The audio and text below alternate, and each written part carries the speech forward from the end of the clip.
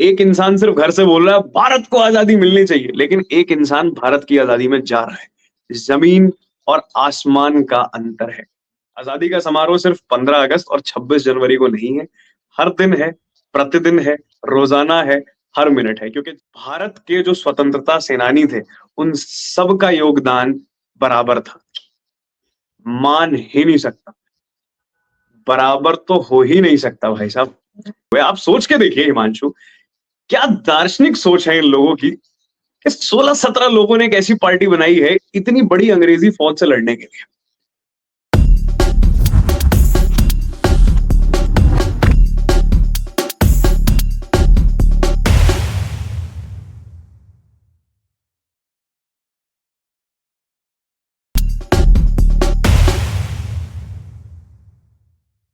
नमस्ते शुभांकर जी, जय हिंद and welcome to the Indian warrior talk show.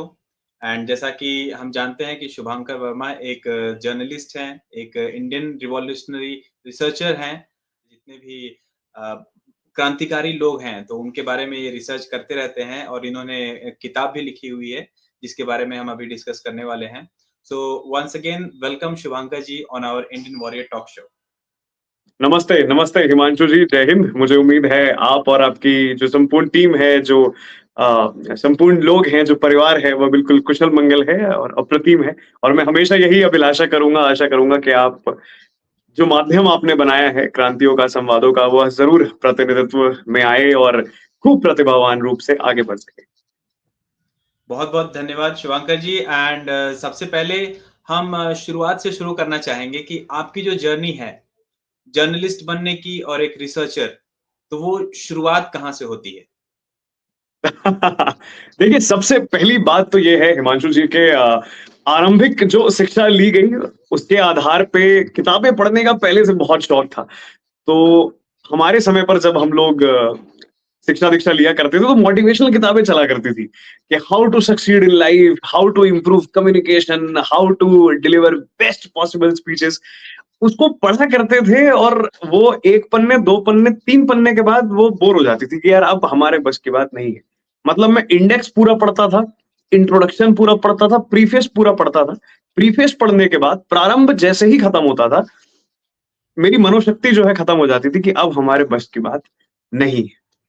तो ऐसे करते-करते हाँ, किताबें पढ़ने से ज़्यादा किताबें लेने का बहुत शौक था कि हाँ भाई, किताबें पढ़ेंगे तो क्या, लेकिन किताबें ले लेंगे। वो जो किताबें सजाने में मज़ा आता है ना कि एक को यहाँ सजा दिया, दूसरे को यहाँ सजा दिया, तीसरे को यहाँ सजा दिया। तो ऐसी हमारी जो मम्मी है वह एक ऐसे गाँव से संबंध रखती थी जहाँ पे राजनीति का बहुत बड़ा केंद्र है। तो उनकी जो विचारधारा थी वह बहुत सारे आंदोलनों से जुड़ी हुई थी। तो उन्होंने मुझे एक पुस्तिका दी। पुस्तिका का नाम था why I am an atheist, मैं नास्तिक क्यों हूँ? मुझे उस समय नहीं पता था कि यह जो पुस्तिका है यह सरदार भगत सिंह द्वारा लिखी गई है। बस इतना पढ़ा था कि हाँ, वहाँ कुछ भगत सिंह लिखा हुआ है, हमें कोई मतलब नहीं था कौन भगत सिंह, क्या भगत सिंह, कैसा भगत सिंह, कहाँ का भगत सिंह। भगत जैसे बहुत सारे नाम हमने पढ़े हुए थे, लेकिन यह नहीं पता था भगत सिंह कौन है। हाँ, इतना ज़रूर पता था कि मोहनदास करमचंद गांधी नाम का कोई व्यक्ति है जो जिसके नाम पे आंदोलन या 2 अक्टूबर मनाया जाता है। तो पहली बार वो पुस्तिका पढ़ने का मैंने प्रयास करा। बुद्धि में नहीं घुसी कि क्या लिखा गया। इतनी ज़बरदस्त इंग्लिश उसमें यूज़ करी गई थी कि हमारे वो बस के बाहर थी। कुछ समय पश्चात हिंदी रूपांतरण उसका पढ़ा, वह तो और भी बस के बाहर। वह तो समझ ही नहीं आया कि कहना क्या चाह रहे हैं। तो करते-करते जब 12वीं हो गई, एक बार फिर से मन चाहा कि यार इसको फिर से पढ़ते हैं और एक बार देखते हैं कि इस पुस्तिका में क्या है। न जाने क्यों इकलौती ऐसी पुस्तिका थी जो मैंने अपने समक्ष रखी थी। पता नहीं क्यों रखी थी, या तो उसका कवर बहुत अच्छा था या जो भी कारण रहा होगा, मेरी स्मृति से वो निकल गया है कि वो कारण क्या था। एक समय यह था हिमांशु के उस पुस्तिका को मैं नहीं पढ़ पाया था और एक समय आज ऐसा हो गया है कि उस पुस्तिका की वजह से आज हम लोग एक-दूसरे से संवाद कर पा रहे हैं। आज वो पुस्तिका मैं 500 से ऊपर बार पढ़ चुका हूँ। कहाँ पॉइंट लगा है, कहाँ फुल स्टॉप लगा है, कहाँ कॉमा लगा है, कहाँ पैराग्राफ चेंज हुआ है, यह सब मेरे मस्तिष्क में आज भी उसी रूप से है जैसे उस समय पढ़ा गया। तो जब पहली बार उस पुस्तिका को मैंने समझने का प्रयास करा, तो मुझे शायद ऐसा लगा कि यार ये पुस्तिका बहुत अप्रतिम है और शायद मेरे द्वारा ही नहीं, ये संपूर्ण भारतवर्ष के द्वारा पढ़ी जानी चाहिए, क्योंकि उसको मैं पुस्तिका कम इतिहास का स्रोत ज़्यादा संपूर्ण रूप से समझता हूँ।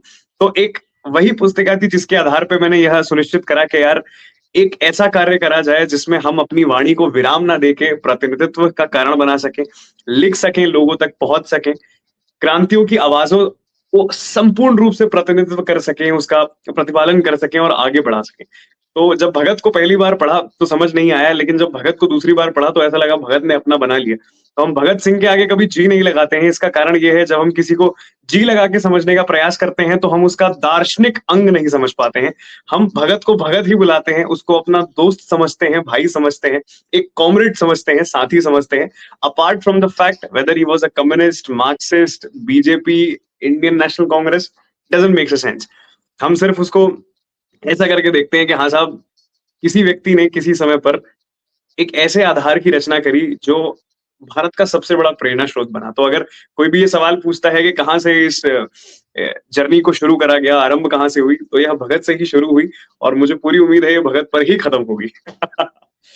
बहुत खूब, बहुत खूब। और आजकल जो टेक्नोलॉजी का ज़माना है, उसमें लोग रिसर्च करना पसंद करते हैं कि हमारे फ्यूचर में क्या होगा, मार्स पर कैसे जाएँ, दूसरे प्लैनेट पर कैसे जाएँ।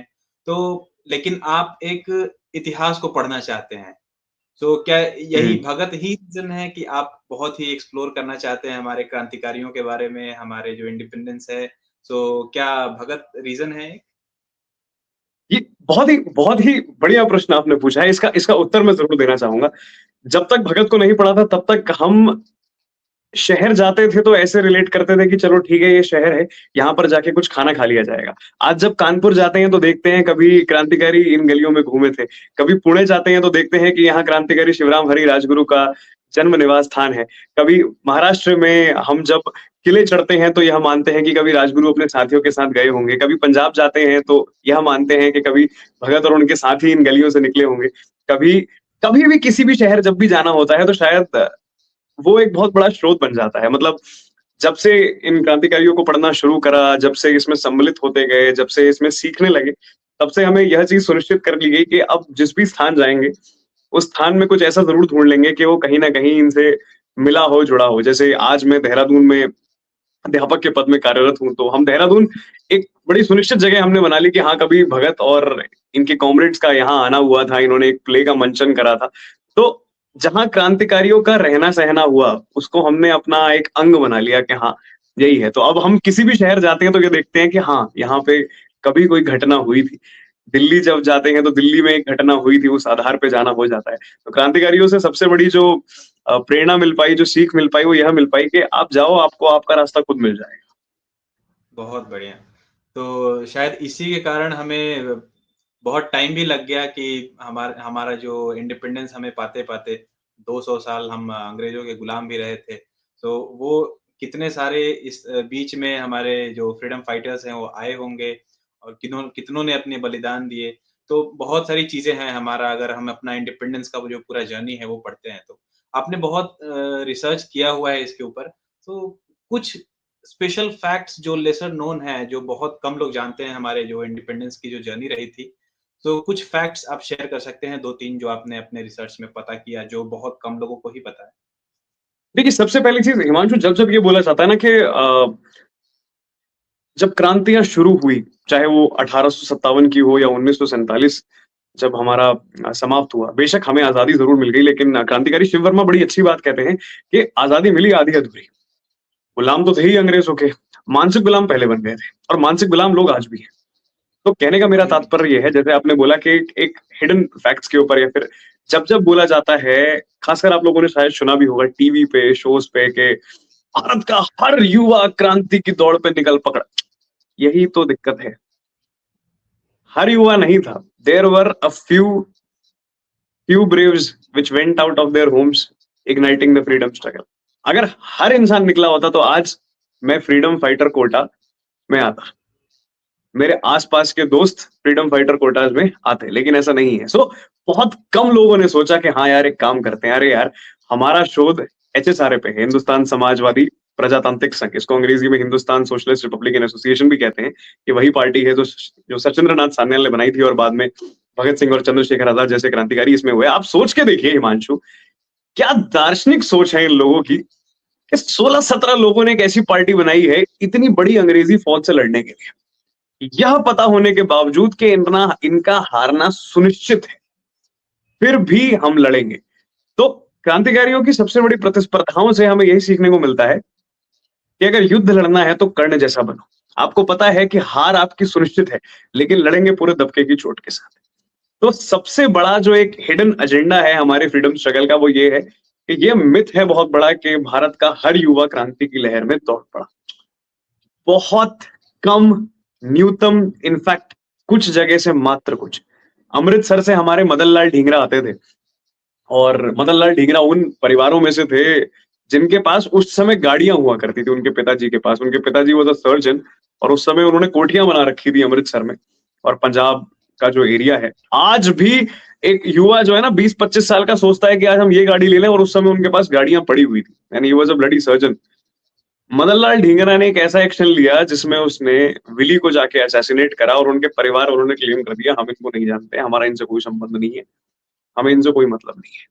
तो आप सोच के देखिए कि कितने कम लोग थे जिन्होंने इस प्रतिस्पर्धा को आगे बढ़ाया, जबकि खुद मदन लाल ढींगरा के घर वालों ने बोल दिया कि साहब हमें आपसे कोई संबंध नहीं है, हम आपको नहीं जानते हैं। और ये बकायदा एक प्रॉपर सेमिनार के रूप में बताया गया कि हम आपको नहीं जानते हैं। तो दूसरा जो सबसे बड़ी चीज ये है कि जो हमें जब बोलते हैं कि आज क्रांतिकारियों को याद करा जाना चाहिए, आज 15 अगस्त है, आज 26 जनवरी है। Himanshu, on a very very strict note आपके पॉडकास्ट के माध्यम से मैं सभी को बोलूंगा, जिस दिन हम ये सीख जाएंगे कि 15 अगस्त ही नहीं 16 अगस्त भी मनाई जानी चाहिए, 17 अगस्त भी मनाई जानी चाहिए, 18 अगस्त भी मनाई जानी चाहिए, उस दिन शायद हम भारतीय नैतिकता स्वतंत्रता आंदोलन का सबसे बड़ा समारोह बना पाए। क्योंकि आजादी का समारोह सिर्फ 15 अगस्त और 26 जनवरी को नहीं है, हर दिन है, प्रतिदिन है, रोजाना है, हर मिनट है। क्योंकि जिस स्रोत पे आज मैं और आप बात कर रहे हैं, शायद इसी दिन, इसी समय, इसी आधार पे किसी को फांसी चढ़ाया गया था।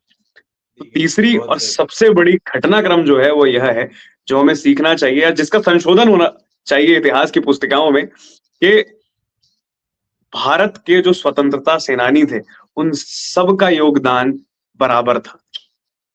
मान ही नहीं सकता, बराबर तो हो ही नहीं सकता भाई साहब। भगत सिंह खुद कहा करते थे कि एक वह व्यक्ति है जो फांसी पर चढ़ रहा है और एक वह व्यक्ति है जो फांसी पर तो नहीं चढ़ा है लेकिन पार्टी को संभाल रहा है। तो ज्यादा पीड़ित बेचारा वो हुआ जो पार्टी को संभाल रहा है, क्योंकि एक को मृत्यु मिल गई लेकिन एक सदैव उस पार्टी का मेंबर रहा और पार्टी को आगे बढ़ाता रहा। ये मैं क्रांतिकारी पार्टी की बात कर रहा हूँ। आजकल की ये जो चिल्ल पौ पार्टी है, इनके बारे में तो कोई बात हमें करनी ही नहीं चाहिए। ये वो पार्टी है जिन्होंने अपना रक्त लहू सब कुछ समर्पित कर दिया हमारे भारत के लिए, स्वतंत्रता के लिए। तो खुद क्रांतिकारी शिव वर्मा इस चीज को अपनी पुस्तिका जो है संस्मृतियां, उस पुस्तिका का नाम है क्रांतिकारियों की धरोहर के नाम से पुस्तिका आती है और उसमें बहुत अच्छे से ये पाठ लिखा हुआ है भगत सिंह द्वारा के भगत का हमेशा ये मानना था कि बड़ा वह नहीं जो तुरंत चला गया, बड़ा वह है जो सब कुछ सह कर गया। आप एक देखिए कि एक इंसान को फांसी की सजा हुई, अंततः उसने क्रांतिकारी संग्राम में अपना सब कुछ दिया। एक वो है जो काला पानी में रहा, जिसको 10 वर्ष, 12 वर्ष, 15 वर्ष, 20 वर्ष सिर्फ प्रताड़ित करा गया इस आधार पे कि तुम सच उगल दो। तो आप ऐसे समझिए इस चीज को कि बलिदान का अंक जो है एक जैसा नहीं हो सकता। हर हाँ, ये बात जरूर है कि योगदान सबके रहे, लेकिन हाँ, योगदान छोटे और बड़े होते हैं। एक इंसान सिर्फ घर से बोल रहा है भारत को आजादी मिलनी चाहिए, लेकिन एक इंसान भारत की आजादी में जा रहा है। जमीन और आसमान का अंतर है। लाहौर कॉलेज में अगर कोई यह बोल रहा है कि नहीं नहीं आजादी के ऊपर काम होना चाहिए, आजादी मिलनी चाहिए, आजादी में यह होना चाहिए, और एक व्यक्ति उसके लिए काम कर रहा है, ऑन रोड है, ट्रैक है, लहू बहा रहा है, पर्चे छाप रहा है, पुस्तिकाएं लिख रहा है, ग्रंथ लिख रहा है, जेल जा रहा है, प्रताड़नाएं सह रहा है, मानसिक, सामाजिक, आर्थिक, शारीरिक, सब कुछ। तो योगदान अलग अलग हो सकते हैं, हाँ, योगदान छोटे और बड़े होते हैं। हिमांशु, बस हाँ, कि 3 हमने आधारित बातें कर ली और चौथी जो सबसे अंतिम और सबसे मैं आखिरी बात कहूंगा इस बारे में कि एक कौन सा हिडन एजेंडा जो है कि हमेशा आप कभी भी कोई भी पुस्तिका पढ़िए, अरे ये सब छोड़िए, हम खुले मुंह से बोलते हैं, आप यूपीएससी के हिस्ट्री की किताब उठा लीजिए, सुभाष चंद्र बोस के योगदान को 2 पन्नों पर निर्धारित करके बोल दिया, साहब हो गया। इतना छोटा योगदान तो नहीं था सुभाष चंद्र बोस को कि 2 पन्ने में आधारित करके आप लोगों ने पुस्तिका छाप दी। चलो ठीक है, मान लेते हैं कुछ हमारे बलवान वीर ऐसे रहे जिन्होंने या जिनके आधार पर पूरी पुस्तिकाएं लिखी, ठीक है, बिल्कुल ठीक है। आप कभी भी कोई पुस्तिका पढ़िए, उस पुस्तिका में साइड लाइन पे ना एकदम छोटे वाली लाइन पे एक ब्रैकेट लगा के लिखा होगा, Bhagat Singh, Sukhdev, Rajguru were executed in this place on 23 March 1931। बस यही था योगदान। अब जब किसी से पूछ लिया जाए कि भगत सिंह, शिवराम हरी राजगुरु और सुखदेव को फांसी हुई क्यों थी, जब हमें इसका उत्तर नहीं पता होता है, ये हमारी सबसे बड़ी हार है। तो इतिहास की पुस्तिका लिखी जरूर गई, लेकिन पढ़ाया नहीं गया। जब हम सोशल साइंस पढ़ा करते थे हिमांशु अपने स्कूल्स में, तो कुछ टीचर्स ऐसे थे, इतना बौद्धिक विकास हमने अपने टीचरों को कभी नहीं देखा जब हम पढ़ते थे। ना इन लोगों से कभी खुद पढ़ाया जाए, खुद बोर होते थे ये लोग कि नहीं यार इनको पढ़ाया क्या जाए। जिस गौरव पूर्णता से इतिहास पढ़ाया जाना चाहिए, उस गौरव पूर्णता से कभी नहीं पढ़ाया गया। इसका एक किस्सा, अरे यार आप ऐसे हिसाब लगाइए, भगत सिंह उस समय पाकिस्तान हमारे अविभाजित भारत का एक पार्ट था, तो लाहौर बहुत बड़ा हिस्सा हुआ करता था और बहुत सारे क्रांतिकारियों को इस बात का बहुत तनाव था, दुःख था कि जब लाहौर अलग हो गया था, क्योंकि सारी क्रांतियां लाहौर में करी और बाद में पता लगा कि कुछ राजनेताओं के चक्कर में आधा भाग इधर तो आधा भाग उधर। भगत सिंह जब कार्यक्रम किया करते थे नौजवान भारत सभा का, तो करतार सिंह सराभा की फोटो लगा करती थी माले के साथ, और उसके बाद इतिहास बताया जाता था। भगत सिंह ने जो अपनी जेल डायरी लिखी, भगत सिंह ने जो अंक लिखे बलिदानों के, उसमें सबसे पहले उन्होंने अगर किसी को आश्रित करा, तो वह क्रांतिकारी थे जिनसे उन्होंने अपना आराध्य माना था या जिनको उन्होंने अपनी प्रेरणा मानी थी। लेकिन इतिहास कैसे बताया जाता है कि हाँ, एक 3 बलवान थे, उनको फांसी हो गई, बढ़िया लोग थे, अच्छे लोग थे। लेकिन यह नहीं बताया जाता कि फांसी हुई क्यों? उन्होंने ऐसा क्या करा कि फांसी दे दी गई? उन्होंने ऐसा कौन-सा विद्रोह कर दिया कि फांसी दे दी गई? तो चौथी जो सबसे बड़ी प्रणाली है हिमांशु, वो मैं यही कहूँगा कि इतिहास की पुस्तकें लिखी ज़रूर गई, लेकिन आगे संचालित नहीं हो पाई। उसको सिर्फ लिखने के लिए लिख दिया कि ₹50 की एनसीईआरटी आएगी, इसको पढ़ लीजिए, यूपीएससी क्लियर हो जाएगा, 10th और 12th क्लियर हो जाएगी। लेकिन ये समझाने का प्रयास नहीं करा गया कि उस ₹50 की पुस्तिका से आप राष्ट्रभक्ति के स्रोत को अपना भी सकते हैं। इस प्रकार से अगर शायद पुस्तिकाएँ लिखी गई होती, तो हम आज कहीं और होते। वही कहते हैं ना कि एक इंसान वो है जो इतिहास पे शोध कर रहा है, एक इंसान वो है जो इंडियन एडमिनिस्ट्रेटिव सर्विसेज ऑफिसर है।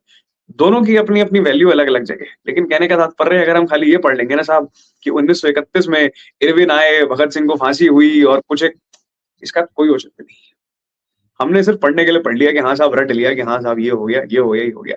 इतिहास अगर रटे जाने लग रहा है भारत में, तो वह सबसे बड़ी दिक्कत है, क्योंकि हम उस इतिहास को रट रहे हैं जिनकी वजह से आज मैं और आप संवाद कर पा रहे हैं सौहार्दपूर्ण रूप से, अच्छे रूप से और स्वावलंबित रूप से।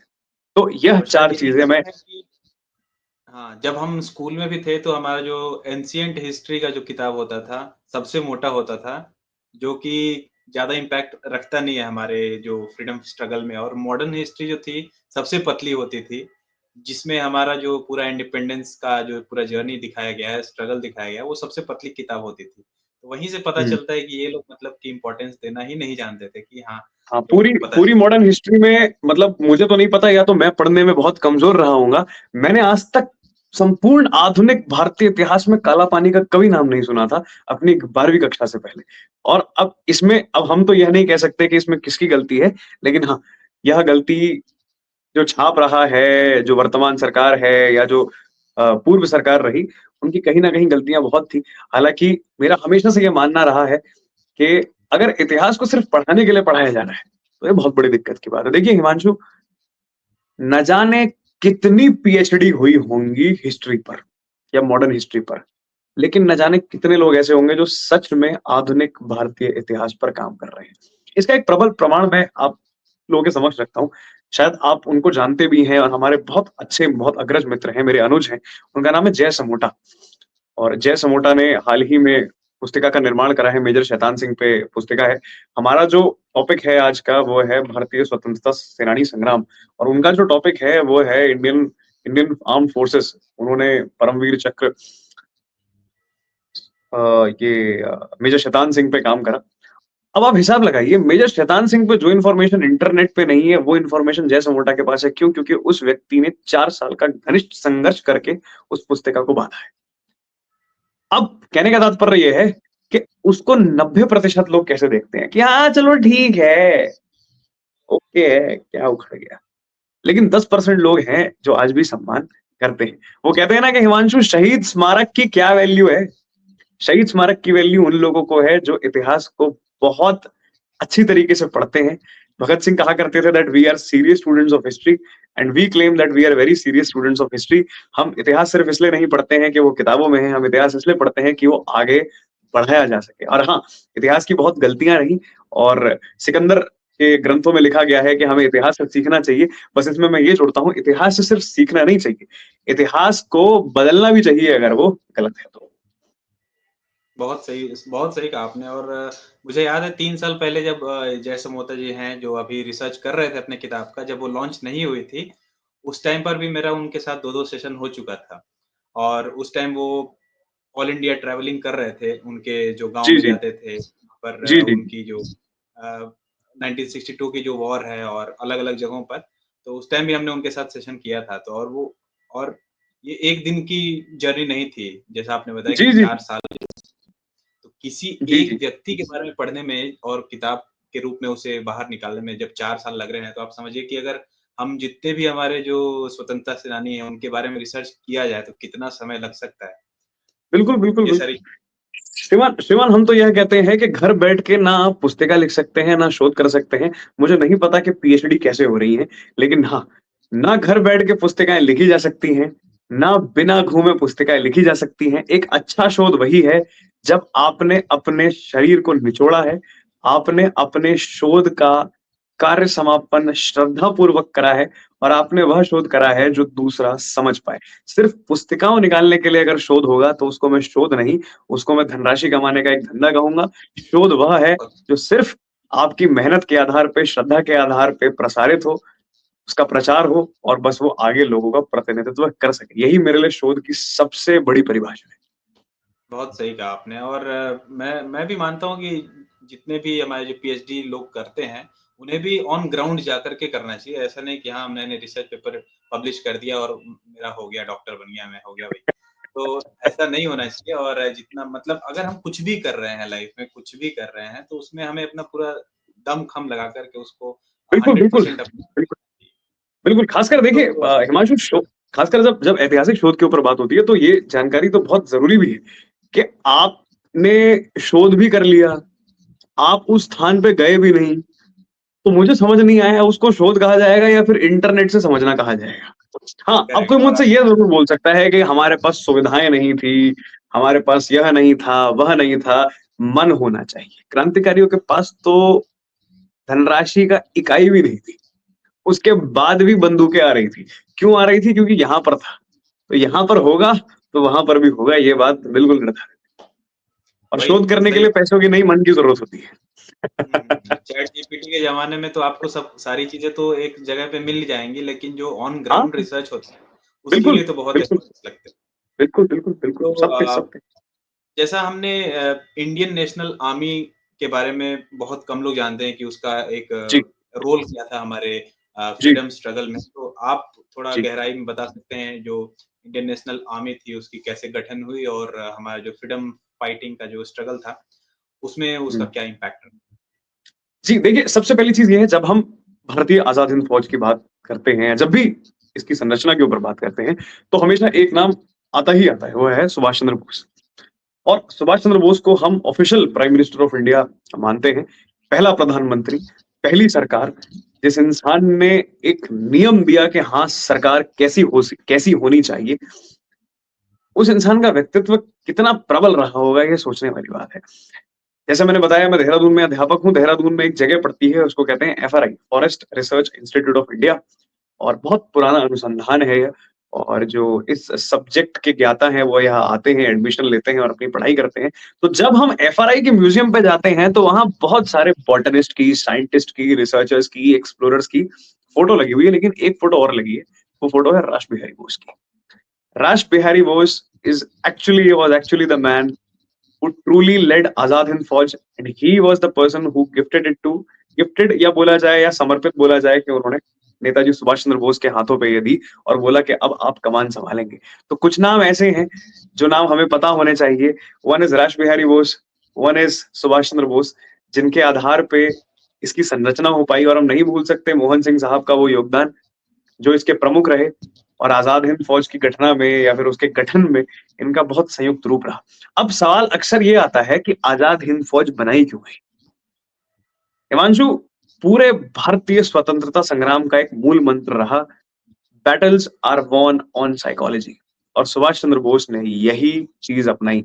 अरे साहब, उनको पता था 15 लोग कहाँ मात दे पाएंगे अंग्रेजों को, लेकिन हाँ, साइकोलॉजी प्रबल होनी चाहिए। जो इंसान सिविल सर्वेंट का एग्जाम निकाल के बाहर जाकर यह बोलकर आ सकता है, अरे भाड़ में जाए, तुम्हारी नौकरी नहीं करनी, सेवा करेंगे तो अपने देश की करेंगे, we clear the exam just as to ensure that whether we are capable और नॉट। उसके बाद वो इंसान जाके इतनी प्रतिष्ठा के साथ, इतनी मेहनत करने के बाद, अपना घर छोड़ने के पश्चात एक फौज का गठन करता है, अपना जीवन पूरा समर्पित करता है, और उसके बाद फौज के एक एक इंसान को चुन चुन कर लेकर आता है फौज में, और उसके पश्चात फौज को आगे बढ़ाता है। उस फौज के बारे में अगर बात हमारे भारत में नहीं होगी तो धिक्कार है उन किताबों पे जो अपने आप को क्लेम कर रही हैं that we are the best historical non fiction books. मैं आपको एक किस्सा बताता हूँ हिमांशु, बड़ा अप्रतिम किस्सा मुझे ध्यान आया है।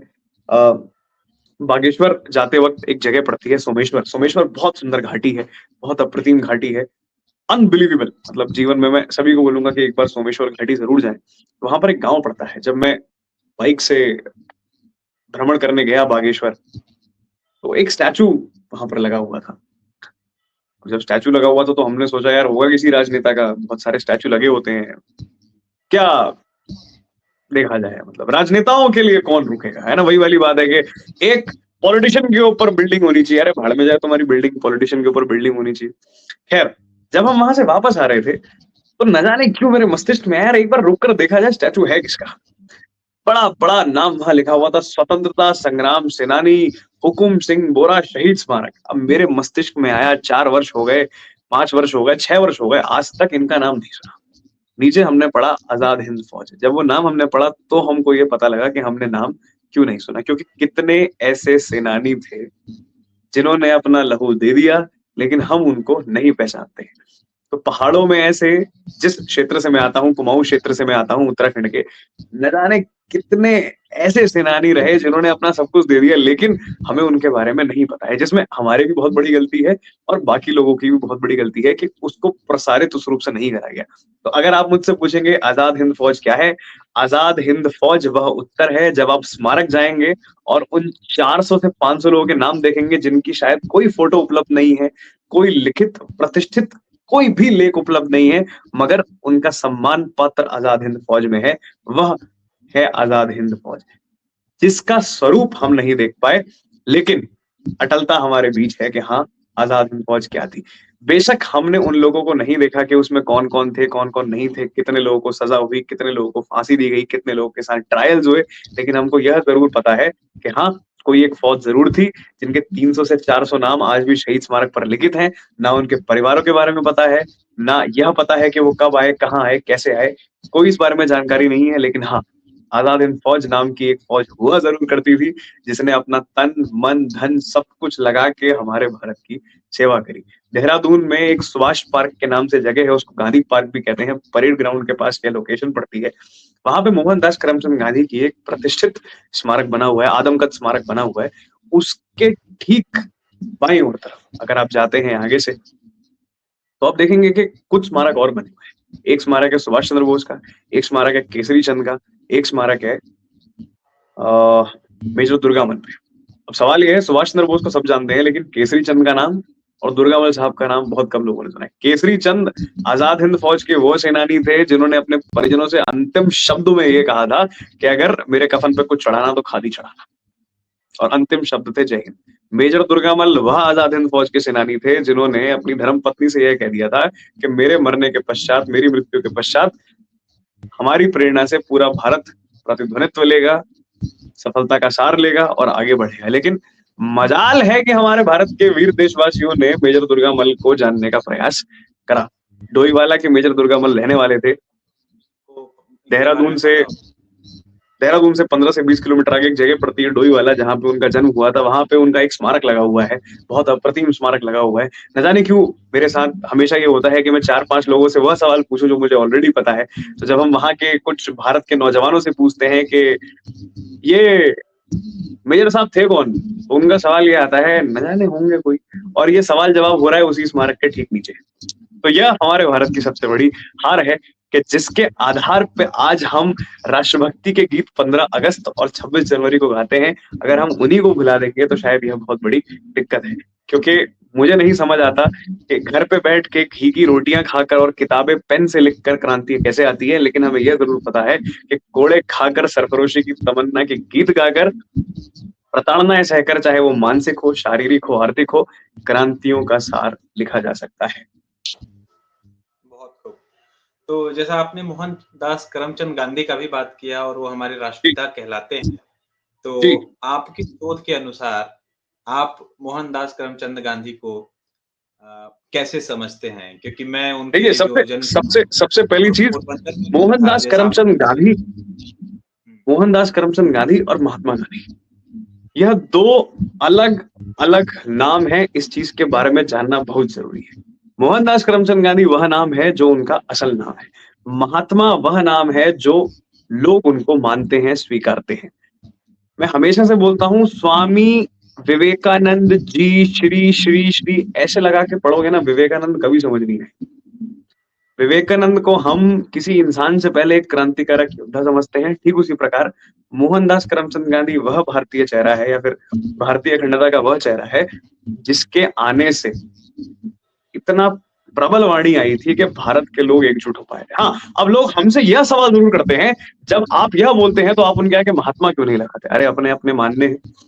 हमारे कुछ अपने मानने हैं कि महात्मा किसके आगे लगाना चाहिए, किसके आगे नहीं लगाना चाहिए। कुछ कार्य ऐसे होते हैं कि महात्मा लगाया जाए या नहीं लगाया जाए। कहने का तात्पर्य ये है कि हाँ, योगदान था या नहीं था? बिल्कुल था। कैसे नहीं था? क्या उन्होंने अपना खून बहाया? बिल्कुल बहाया। क्या उन्होंने आंदोलन करे? बिल्कुल करे। क्या उनका कोई आंदोलन सफल हुआ? अरे भाई, चंपारण सफल हुआ, अहमदाबाद की मिल स्ट्राइक सफल हुई। जिस इंसान के कहने पर, एक बार कहने पर 42 का क्विट इंडियन मूवमेंट शुरू हो गया, उस इंसान में शक्ति कितनी होगी।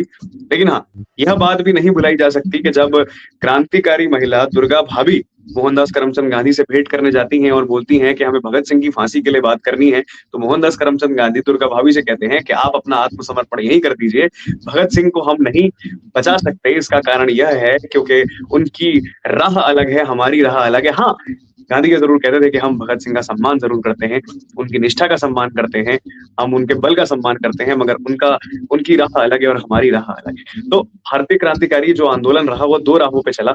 एक राह जो जिसमें क्रांतिकारी योद्धा रहे, और एक राह जिसमें वह राजनेता रहे जो कॉन्स्टिट्यूशनल एक्ट से स्वाधीनता चाहते थे। और जब भी हिमांशु पूछा जाता है कि किसका कितना बड़ा योगदान था, तो यह बात जरूर मैं सिद्ध करूंगा कि हर व्यक्ति के अपने अपने कायदे कानून थे।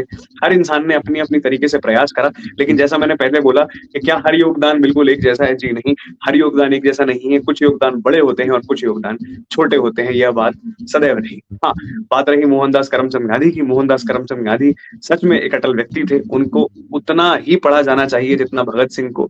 उनको धिक्कारना भारतीय स्वतंत्रता संग्राम की सबसे बड़ी भूल है। उनको गालियां देना, उनके ऊपर गलौज बनाना, मीम्स बनाना, उनको इस रूप से दिखाना कि वह अय्याश था, यह बहुत द्रवित बात है। गांधी भारतीय स्वाधीनता संग्राम की सबसे बड़ी प्रबल सीढ़ी है। उनको पढ़ना, उन पे चढ़ना, उसके बाद उनके आगे नतमस्तक होना बहुत बड़ी बात है। कारण ये है क्योंकि उस इंसान से जिन लोगों ने प्रेरणा ली, वह लोग बाद में जाके क्रांतिकारी योद्धा बन पाए। यह भी सच्चाई है। तो कुछ लोग जो रिसर्चर बनना चाहते हैं, हमारा जो इतिहासकार बनना चाहते हैं, उनके लिए आप कुछ एडवाइस देना चाहेंगे? जो भी करो मन से करो। बड़ी सिंपल एंड सॉर्टेड बात है। इतिहास के केंद्र में तब घुसो जब इतिहास यहाँ घुसता है। जब आप सुनते हो कि पंडित राम प्रसाद बिस्मिल को गोरखपुर में 19 दिसंबर 1927 को फांसी हुई थी, तो मन ऐसा होना चाहिए कि आपका मन ललकारे कि एक बार गोरखपुर जेल तो होकर आए और देख कर तो आए कि फांसी कहाँ हुई थी। अगर यह स्ट्रीम यहाँ नहीं आ रही है ना, तो आप कोशिश करो कि बीए का एक सिंपल सा कोर्स उठा के बढ़िया डिग्री डाल के नेट क्लियर करके असिस्टेंट प्रोफेसर बन जाओ। वो ज्यादा बेहतर रहेगा। ऐतिहासिक केंद्र में तभी घुसिए जब दिल से आवाज आए कि नहीं भाई, यहाँ मुझे जाना है और यहाँ के लिए मुझे काम करना है, और दिल से काम करना है। क्योंकि आप किसी प्रोफेशन से पैसा कमा सकते हैं, सीखने से ना आप पैसा कमा सकते हैं, ना ही आपको कोई पैसा मिलेगा। हाँ, सुख शांति और चैन, ये 3 चीज़ें आपको ज़रूर मिल जाएँगी। जब भी हम हिमांशु सोते हैं अपनी रात की नींद लेते हैं, एक संतुष्टि हमारे दिल में हमेशा होती है कि चलिए आज हमने कुछ नया पढ़ लिया, आज हमने कुछ नया जान लिया, आज हमने किसी को कुछ नया बता दिया।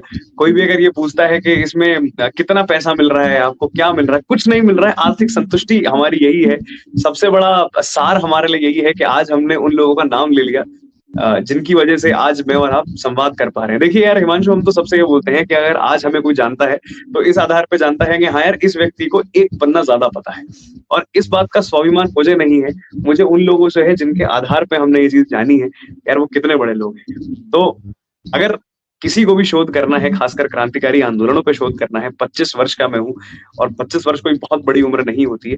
लेकिन एक छोटे से युवा की या फिर एक आप ऐसे मान लीजिए कि एक युवा की आपसे यही दरख्वास्त है कि जो भी करें, प्रबल मन से करें वरना तो उसको खिचड़ी बना के खा जाएँ, उसका कोई औचित्य नहीं।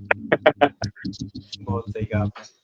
तो अगर आपको किसी हिस्टोरियन या फिर हमारे जो क्रांतिकारी लोग थे, उनके साथ आपको कोई डिनर डेट पे जाना हो, तो आप किसको चूज़ करेंगे? एक एक ही नाम मेरे सामने आएगा हमेशा सदैव और वह पंडित चंद्रशेखर आज़ाद का है।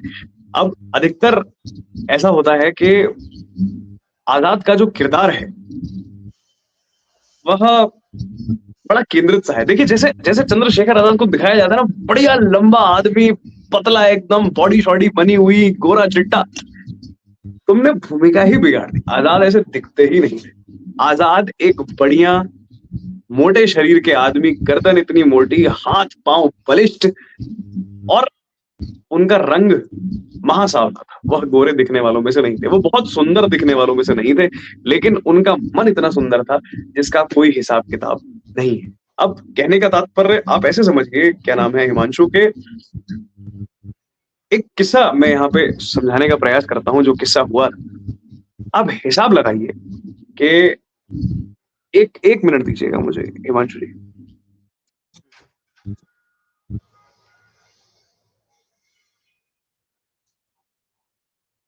चंद्रशेखर आज़ाद का एक बहुत ही ज़बरदस्त किस्सा है और शायद पंडित आज़ाद का यह किस्सा हर व्यक्ति को, हर भारतीय को पता होना चाहिए कि सीमाएँ क्या होती हैं, उसको निर्धारित कैसे करा जाए।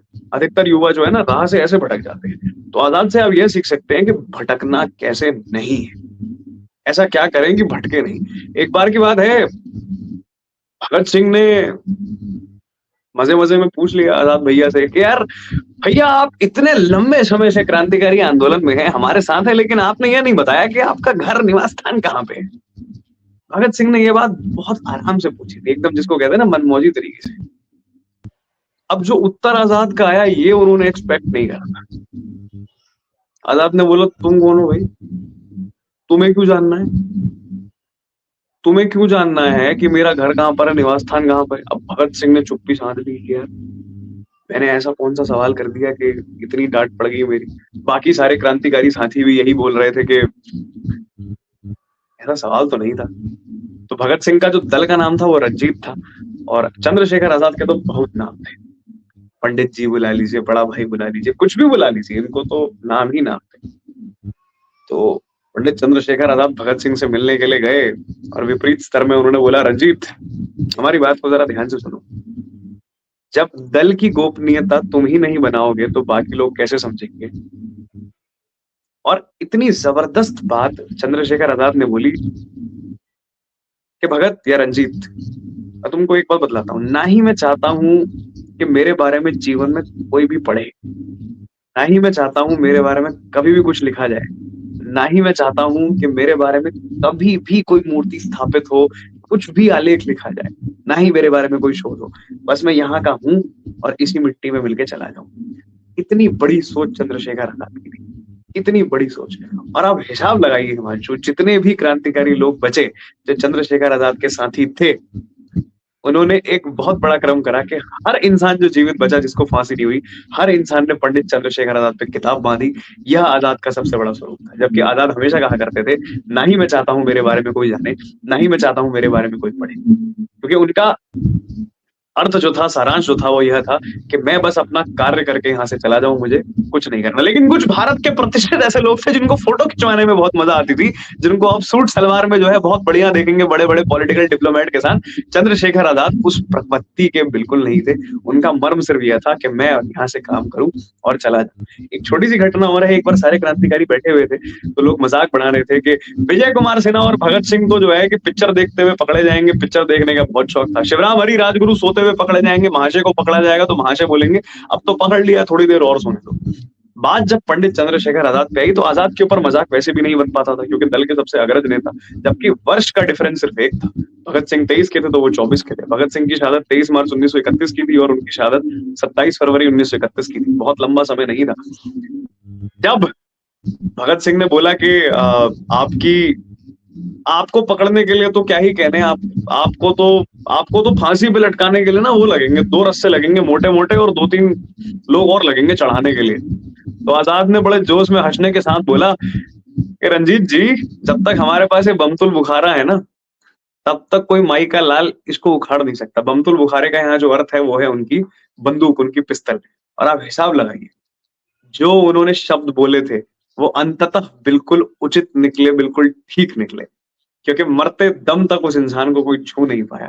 उसने अपनी बमतुल बुखारा से जो गेम खेला, जो युद्ध लड़ा, अपने अंतिम समय पर 27 फरवरी 1931 एल्फ्रेड पार्क इलाहाबाद में ये पार्क है, आज उसको प्रयागराज कहा जाता है और चंद्रशेखर आज़ाद पार्क के नाम से बहुत बहुचर्चित है।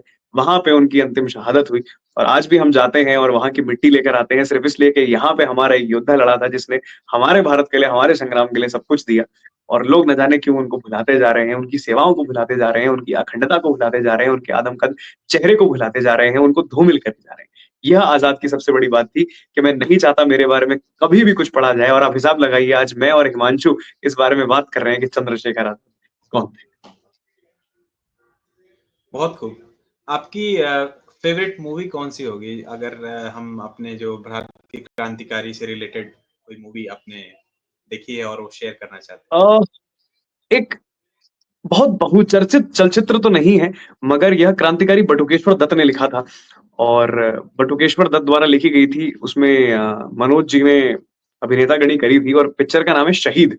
1950-1960 के दशक की ये मूवी है, चलचित्र है। बहुत ज़बरदस्त तरीके से इसको बनाया गया है। प्राण ने इसमें सुखदेव थापर की योजना को निभाया है और ये चलचित्र ऐसा है मैं चाहूँगा कि हर मनुष्य को एक बार देखना चाहिए। बाकी बहुत सारे चलचित्र ऐसे हैं जो आज भी आ रहे हैं उसमें न जाने क्या दिखाया जा रहा है, हमारे बस के बाहर है। हाल ही में बाजीराव मस्तानी नाम की एक चलचित्र सामने आई थी, जिसमें रणवीर सिंह ने अदाकारी करी थी। न जाने कहाँ से हमारे इतिहास को ऐसे गोल घुमाने को इनको इतना मज़ा आता है कि बाजीराव पेशवा को तुमने क्या दिखा दिया। ठीक उसी प्रकार एक मूवी हमने देखी थी, एक चलचित्र हमने देखा था।